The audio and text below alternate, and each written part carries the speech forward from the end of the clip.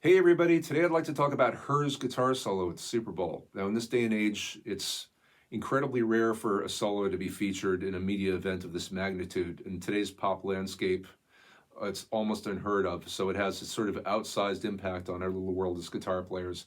It's worth discussing, but I don't want to talk about whether she was miming, whether it was any good. To me, what it is a really effective use of simple pentatonic language to craft an engaging solo. So I'm not going to be offering a note-for-note rendition. I'm not going to be doing a transcription. There's definitely not going to be any tabs, just broad strokes, the elements that make up this solo and how they come together to make a really effective statement. So let's have a listen.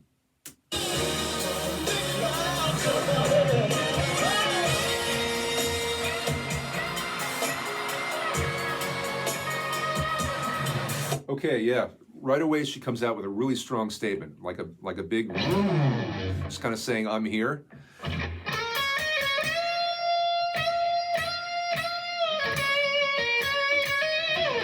Every note is a chord tone. It's really soulful and singable. It's worth noting that she's also a singer-songwriter, and this solo really reflects that. So, moving on.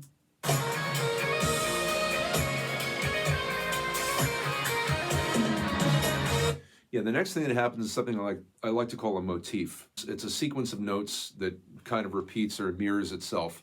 And this is really effective. People love patterns.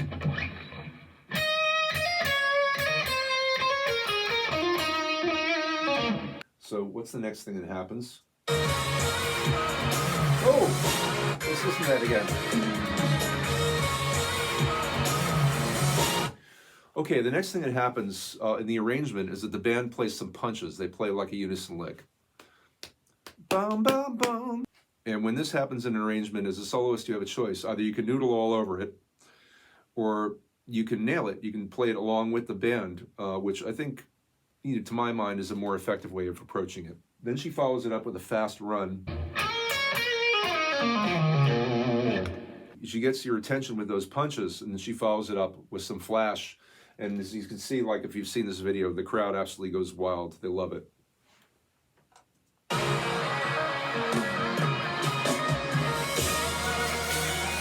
Okay, the next thing that happens is the band stops, and she's just out there on her own.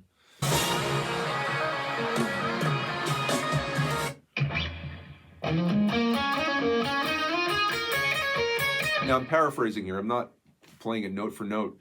But once again, it's really strong pentatonic language, and she's nailing the time. The drums have dropped out here, so it's on her to keep the time, and she does it perfectly. So what happens next?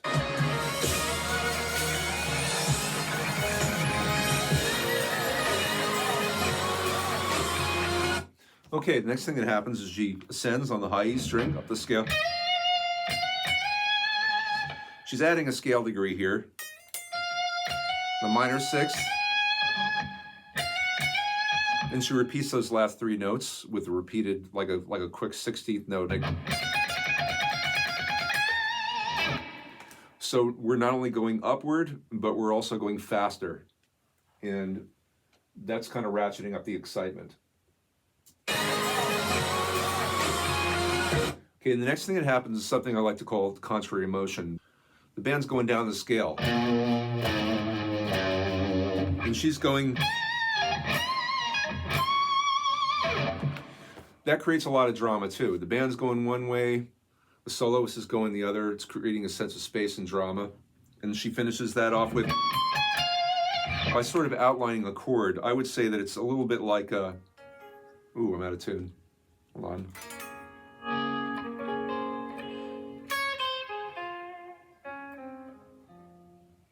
It kind of suggests a minor 7, add 9 chord, which is real pretty.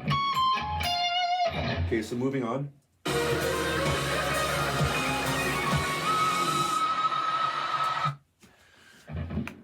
Once again, she ascends the scale. This time she's starting on the tonic.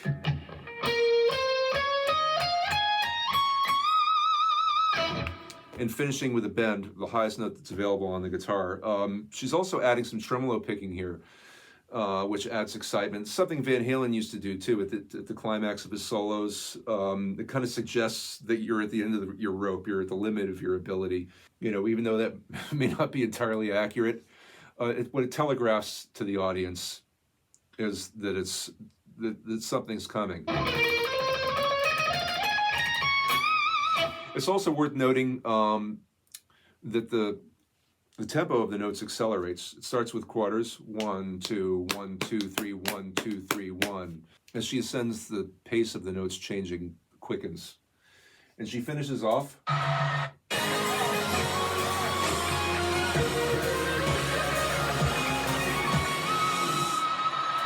She finishes off by bending to the highest note available, on the guitar in this key.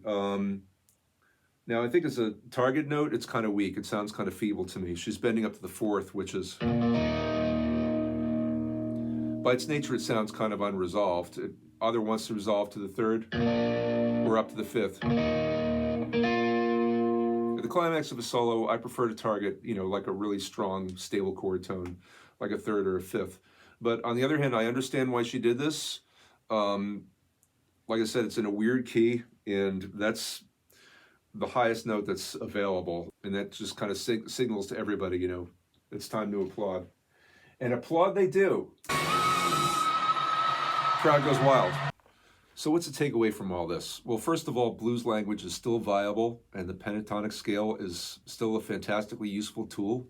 Almost every note is a chord tone, so no matter what you do, most of it's going to land. She knows the scale really well in every position and probably in just about every key. I mean, this is a weird key. It's B flat. It was probably chosen for the singer. Most guitar players these days are, they're more fluent in keys like A and E, the dots, basically. But B flat didn't bother Chuck Berry. It didn't bother B.B. King either. It's worth knowing this in every key. And also, you should know the pentatonic scale in every position. It's conventionally taught in one position, horizontally, like this. And then moving up to the next scale degree. Et cetera, et cetera. But that's kind of limited utility. I mean, nobody actually plays that way. Usually, they play in what you can think of as zones, like groups of, 3 or even 2 strings, and connecting them together. So to that end, it might be more useful to practice it in groups of 3 strings, like this. And then, go into the next string set, all the way up the neck, and on each successive string set until you've covered the whole fingerboard. This will give you what I call eyes in your fingers. You'll never be at a loss of places to go, and you'll be able to flow and connect your ideas and your phrases a lot more naturally and easily. The next thing to consider is time. Her time is great. Like, she's just nailing the time. And to me, that's even more important than the notes that you're playing, because not everybody understands melody, but everybody understands drums. So internalize the time, be the drummer, and try to make all your phrasing relate to the time in some meaningful way. Another thing that I like to emphasize is a conversational quality and making everything singable, make it sound as much like a human voice as possible. I've got a theory that, our hearing apparatus, or the part of our brain related to hearing, is kind of attuned to the frequency of a human voice. And it just as a survival thing through millions of years of evolution. And electric guitar sits squarely in that range. So, the more that you can sound like a human voice and the more conversational and singable you are in your phrasing and your tone, the better. Another thing that's worth mentioning is that the thing's got to have a point.